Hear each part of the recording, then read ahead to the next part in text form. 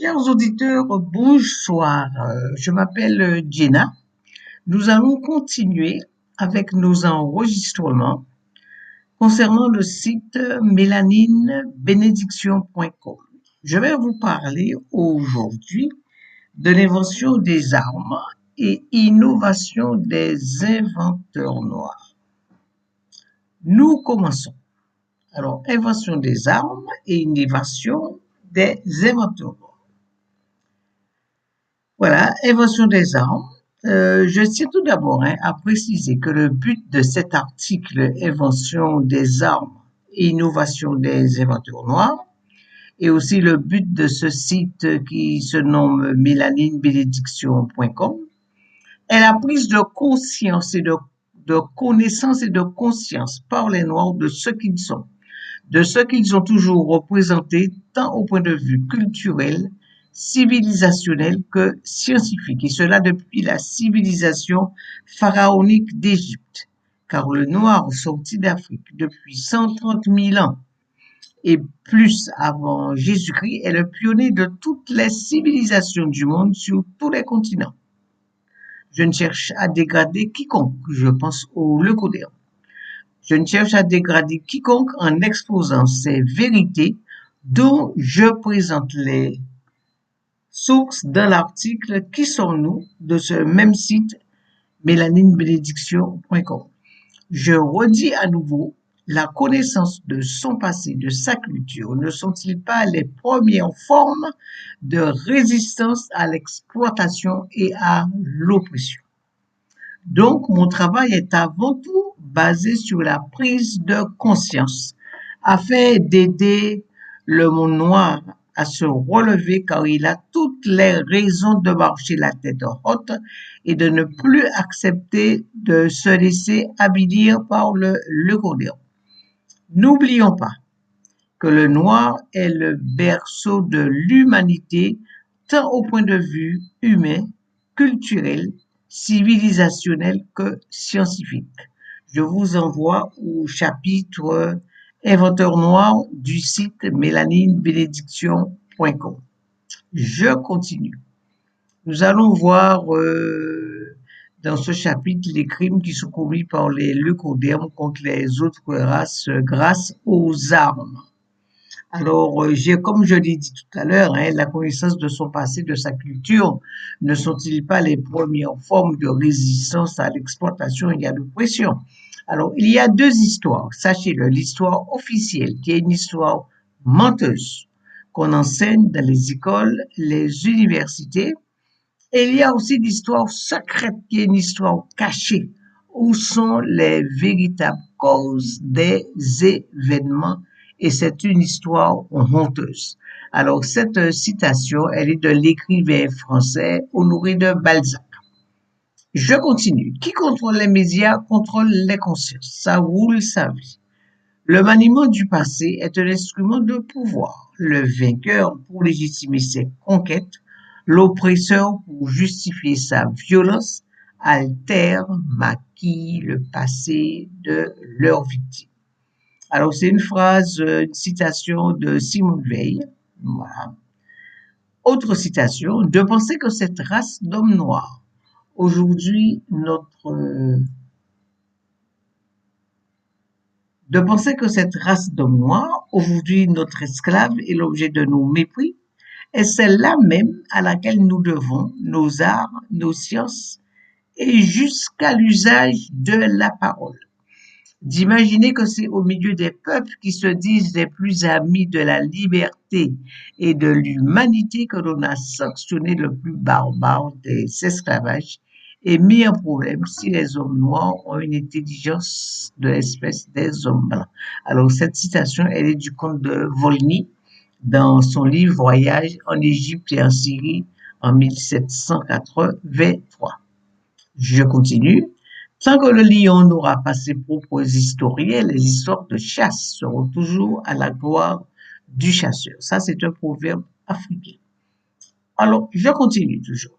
Nous, les mélanodermes, ne devons jamais prendre pour des vérités d'histoire et les faits racontés par les leucodermes. Les leucodermes, ce sont les blancs. Ceux-ci ont toujours fabriqué l'histoire à leur avantage en construisant des mensonges. Parce que sachez que l'histoire d'Europe, l'histoire de France est basée à 100%, au moins pas peut-être pas à 100%, mais bien à 80% sur des mensonges. Mhm. Des mensonges pour se donner la prééminence et en mettant sur le plan d'infériorité les autres races, surtout noires. Nous devons nous interroger sur ce qui est raconté, faire des recherches afin de faire ressortir la vérité. Ce n'est pas toujours évident, mais dans tous les cas, nous ne devons jamais prendre ce qu'ils racontent pour parole d'évangile. Nous connaissons leurs instincts d'égocentrisme et de prédation. De ce fait, restons méfiants et vigilants. Alors, invention des armes et autres inventions. La montée de l'Europe, le Coderme, était avant tout financée par la traite négrière transatlantique qui à son tour finançait la révolution industrielle européenne. Avant la révolution industrielle en Europe, tous les progrès technologiques découlaient du croissant de la connaissance qui était l'Égypte, le Moyen-Orient, l'Asie du Sud, principalement l'Inde et aussi la Chine. Ce sont les inventions et les technologies issues de ces anciennes cultures noires et anciennement noires que les Blancs d'Europe ont été en mesure de copier, d'améliorer et d'utiliser pour poursuivre leur expansion. Les plus importantes de ces inventions et technologies pour les Européens blancs étaient tout d'abord le moteur à vapeur. La locomotive à vapeur alimentait les usines et les transports de l'Europe. Vers 60 après Jésus-Christ, le héros d'Alexandrie, qui était un Égyptien, les Égyptiens étaient noirs, sachez-le, a inventé le premier moteur à vapeur. Son appareil à vapeur s'appelait l'éolipile. Il a également inventé le windwheel, la roue avant, le windmill, le moulin avant, qui était également très important pour l'économie européenne. Ensuite, le moulin à vent. Enfin, je viens de parler là. Oui, le moulin à vent a été inventé par ce même Égyptien, le héros d'Alexandrie. Les machines des éoliennes ont été adaptées pour fournir de l'énergie à de nombreux besoins industriels et agricoles autres que la moulure du grain. La majorité des éoliennes modernes se présentent sous la forme d'éoliennes utilisées pour produire de l'électricité ou de pompes à vent pour pomper de l'eau, que ce soit pour le drainage des terres ou pour l'extraction des eaux souterraines. Le fusil. On continue avec le fusil. Alors, il faut savoir que l'arme à feu confère au leucoderme d'Europe un avantage en matière d'armes qui provoque chez la partie adverse de lourdes pertes. Alors, le fusil n'a pas été inventé par les leucodermes. Alors, le premier fusil a été inventé par un Égyptien et utilisé par leurs occupants turcophones, les Mamelouks, contre les Moghuls lors de la bataille de 1260 d'Injadut. Ces canons ont par la suite été décrits dans des manuels chimiques et militaires arabes au début des années 1300. Alors sachez que les leucodermes se sont saisis de tous ces manuels, hein, qui avaient des inventions faites par les Égyptiens, les Arabes. Ils se sont saisis de ces manuels afin justement de développer la course à l'armement. Alors, poudre à canon, voyons. Alors, la Chine et l'Inde avaient tous deux de la poudre à canon au IXe siècle. Concernant son invention, elle proviendrait d'Égypte. Elle provenait d'Égypte, à vrai dire. Les prêtres égyptiens utilisaient le salpêtre lors de leur rituel dans leur temple. Ils brûlaient ce salpêtre qui, en consumant, faisait des pétés, quoi, si on peut dire.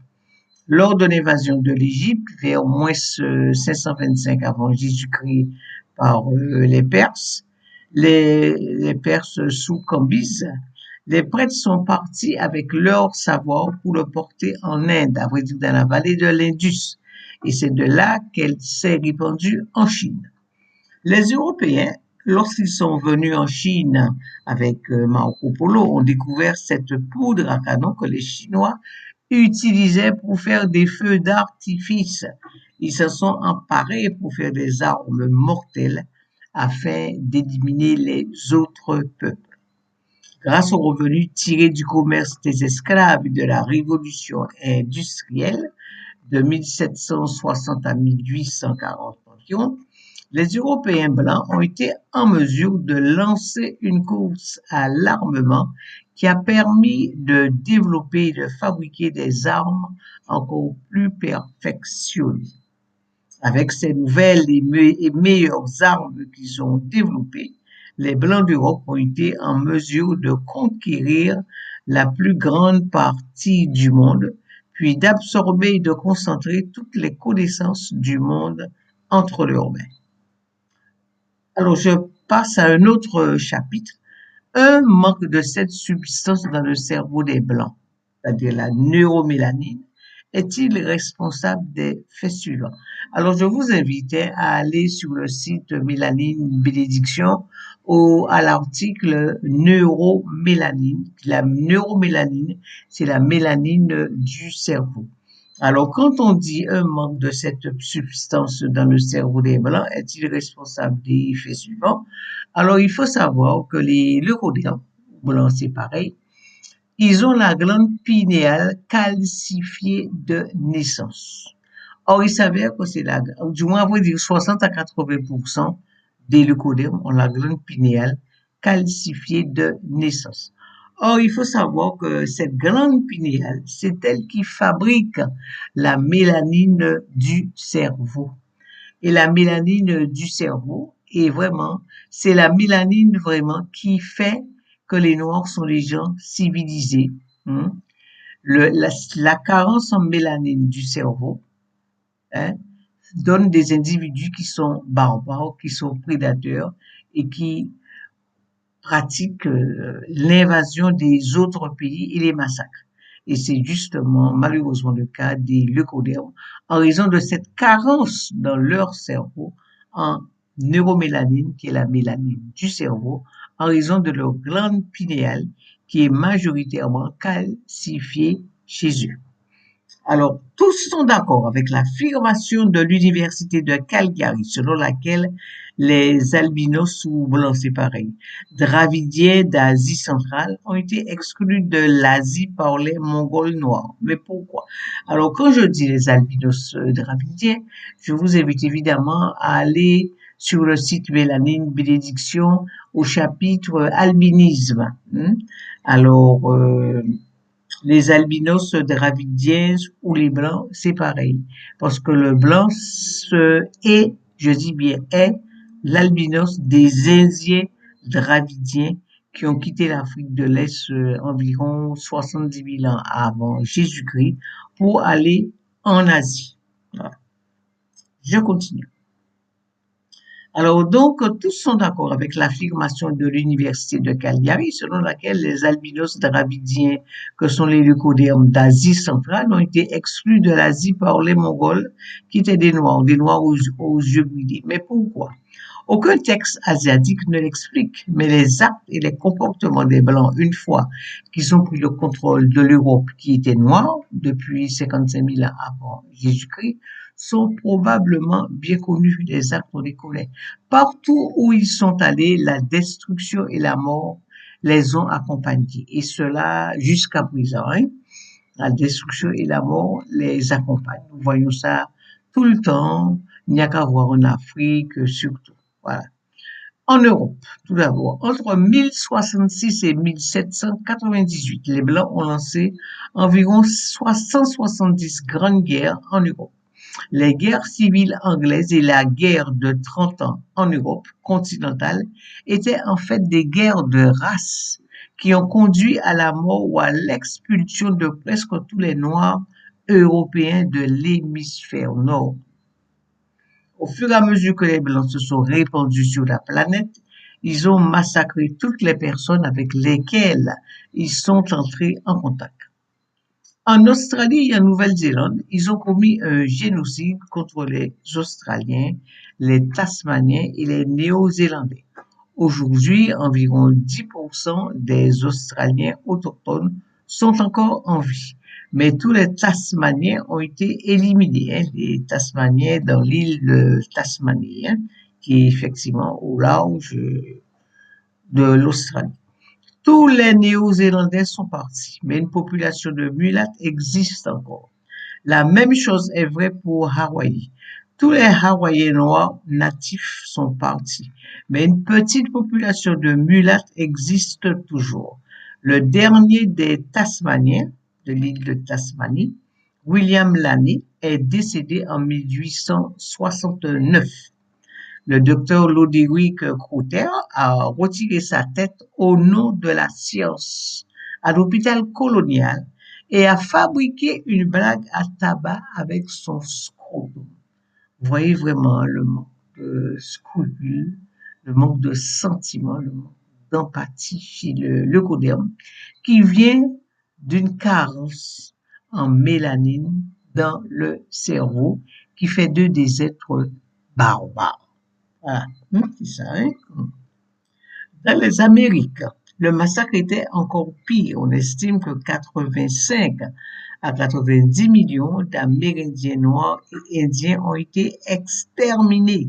Il ne faut pas oublier que lorsque les Blancs ont envahi l'Amérique et procédé au meurtre de millions, de dizaines de millions d'Amérindiens, ils ont pillé les temples incas, aztèques, mayas aussi, et emporté environ 16 tonnes d'or et d'argent, richesses qui ont grandement contribué au XVIe siècle à leur développement pré-capitaliste. Voyons maintenant en Asie.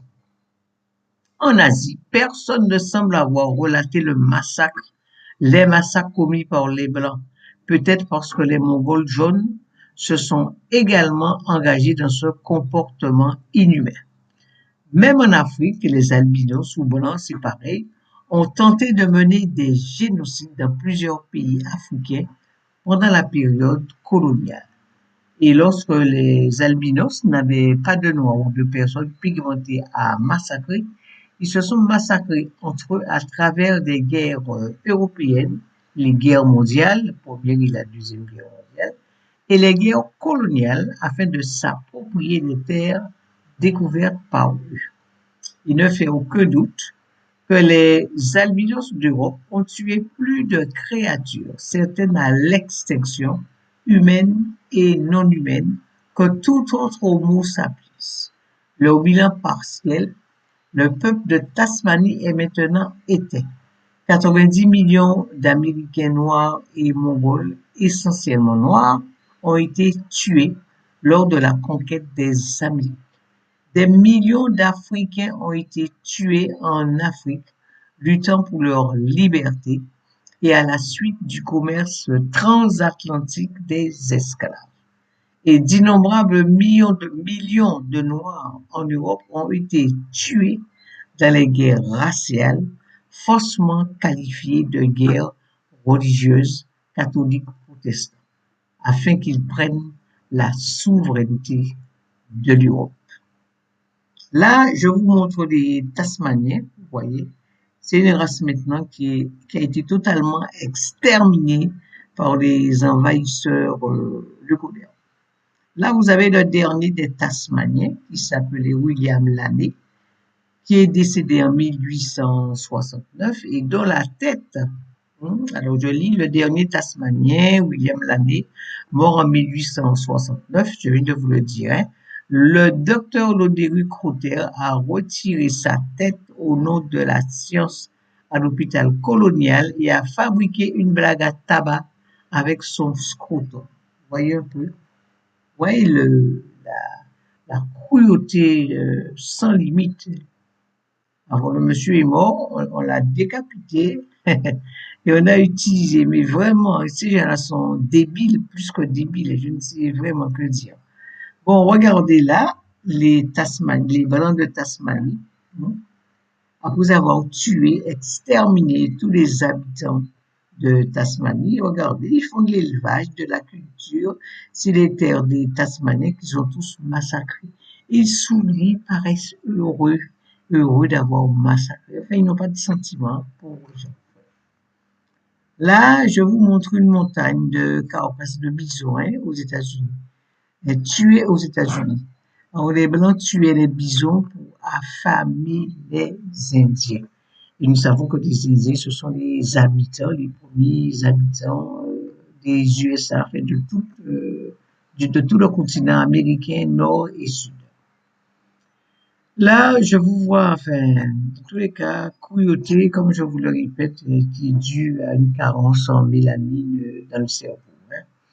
Regardez celui-là. Alors, après qu'on l'ait castré, on lui a coupé les doigts, les oreilles, les orteils, puis Jesse Jackson est brûlé vif et pendu à un arbre. Alors, ça se passait en 1916, hein. Voilà. Je continue. Ça, c'est 1919. Ça, c'est l'échage d'un jeune noir dans le Nebraska, dans la ville d'Omaha. Regardez. Et voilà. C'est quelles atrocités. C'était terrible, ça. Vous voyez, ces gens-là, ils sont débiles. Ils sont vraiment débiles parce que quand on a un peu de mélanine dans le cerveau, on n'agit pas comme ça. Ça veut dire que ce sont des actes, c'était des actes totalement gratuits. Voyez encore, acte totalement gratuit. Lynchage et pendaison de Noirs aux USA 1930.